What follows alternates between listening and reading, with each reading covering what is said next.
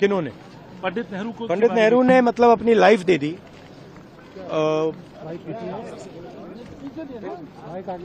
Life दे दी हिंदुस्तान के लिए,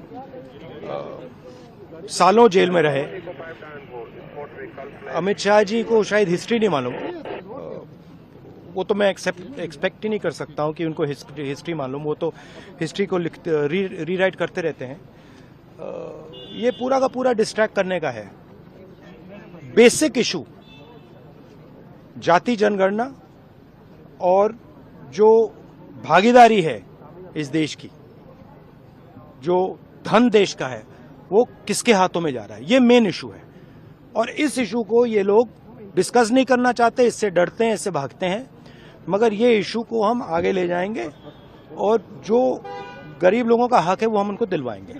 ठीक है, ये सब ये नहीं बिल्कुल नहीं बिल्कुल नहीं नकारा। छत्तीसगढ़ के अंदर ट्राइबल दिया वहाँ ओबीसी, आपको लगता है आप लोग मैंने सुनिए देखिए, हमारा भी ओबीसी था, इन्होंने ओबीसी दिया, ठीक है, वो इशू नहीं है।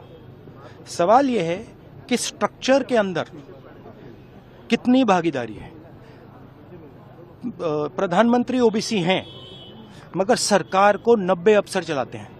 90 अफसर में से 3 ओबीसी हैं और जो ओबीसी हैं उनका कोने में ऑफिस है। तो मेरा पॉइंट है कि सरकार का सिस्टम, हमारा इंस्टीट्यूशनल सिस्टम जो है पूरा का पूरा, उसमें ओबीसी की कितनी भागीदारी है, दलितों की कितनी भागीदारी है, आदिवासियों की कितनी भागीदारी है, ये हिंदुस्तान के सामने मेन सवाल है। और ये मुझे बोलने दीजिए, आपसे सवाल पूछा तो बोलने दीजिए। हाँ, ये मेन इशू है।